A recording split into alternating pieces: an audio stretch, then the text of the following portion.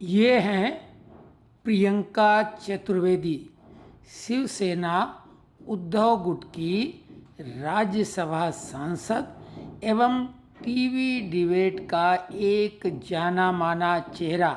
आप इनको अक्सर टीवी डिबेट में देखते होंगे। हालांकि कई तरह के इन पर आरोप लगे, देश से लेके विदेश तक। लेकिन अब जब आरोप हैं, आरोप नेताओं पे लगते रहें, लेकिन अभी जो कारनामा इन्होंने किया है उसकी वजह से काफ़ी चर्चाओं में हैं। ये एक टीवी डिबेट शो आज तक पे, जिसको अंजना ओम कश्यप होस्ट कर रही थीं, भाजपा के प्रवक्ता सुधांशु त्रिवेदी, कांग्रेस के प्रवक्ता सुरेंद्र राजपूत और बाद में थोड़ी देर से जुड़ी प्रियंका चतुर्वेदी। इसमें तो अभी तक कोई खास बात नहीं, लेकिन दर्शक आश्चर्यचकित तब रह गए जब उन्होंने देखा कि प्रियंका चतुर्वेदी के हाव भाव नशेड़ी की तरह थे, यानी वो नशे में धुत नजर आ रही थीं, ठीक से बोल भी नहीं पा रही थीं। साफ तौर से कोई सामान्य व्यक्ति भी ये महसूस कर सकता था कि प्रियंका चतुर्वेदी नशे में टुन्न हैं। हालांकि डिबेट आगे बढ़ी, किसी ने कोई वहाँ तो कमेंट्स नहीं किया, लेकिन एक्स हैंडल पर कमेंट्स की बाढ़ आ गई। तमाम पत्रकारों और जो एक्स हैंडल पर जाने माने लोग हैं उन्होंने भी कमेंट्स किए। कई नेताओं ने, वो हम बहुत भरमार हैं उनकी नहीं दिखाएंगे, लेकिन वो वीडियो ज़रूर आपको दिखा देते हैं। आप खुद ऑब्जर्व करें कि प्रियंका नशे में टुन्न हैं या ये कुछ ऐसे ही है।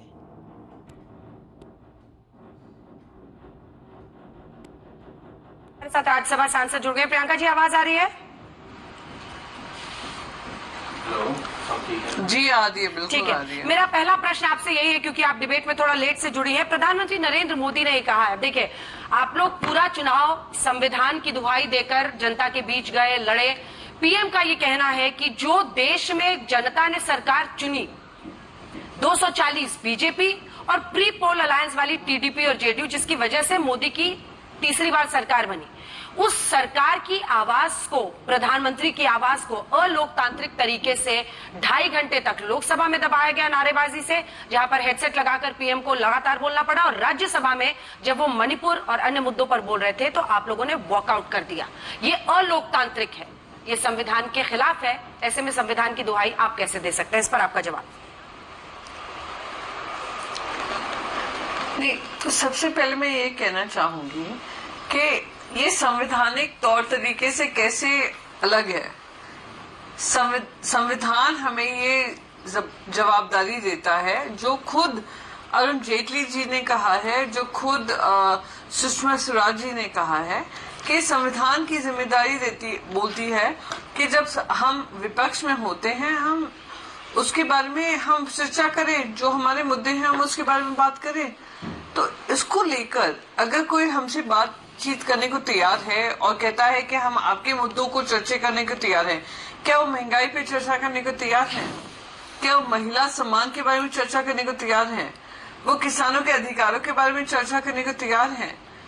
क्या वो बढ़ती जो अर्थव्यवस्था में जो डोल डाल है उसके बारे में चर्चा करने को तैयार हैं? इसमें कोई भी चर्चा करने को तैयार वो है नहीं, और फिर भी कह रहे हैं अरे आप लोग हमसे कह रहे हैं हमारी जिम्मेदारी बनती है। अरे आपकी जिम्मेदारी बनती है आप। तो आपने देखा कि सुरेंद्र राजपूत और सुधांशु त्रिवेदी भी भौचक रह गए। हालांकि उन्होंने कुछ कमेंट्स नहीं किया, और आगे की लंबी डिबेट है वो हम नहीं दिखाएंगे, लेकिन साफ तौर से जवान लड़खड़ा रही है, चेहरे के हाव भाव बता रहे हैं कि प्रियंका ने थोड़ी सी तो ले ही ली है।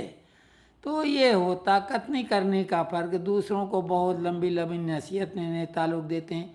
आश्चर्यजनक बात यह है कि ये महिला नेत्री हैं और उसके बाद इस तरह की हरकत टीवी पर कर रही हैं। अगर थोड़ी अकल लगाती और उनको बुला ही लिया गया था तो सर दबा के सर दर्द का बहाना करके हाव भाव से अपने को थोड़ा स्वस्थ दिखा सकती थी, लेकिन क्या होता, सच सामने आ ही जाता है। तो आप लोग खुद कमेंट्स में लिखिए कि क्या ये टुन्न थी या ये ऐसे ही इन पे मिथ्या आरोप लग रहे हैं।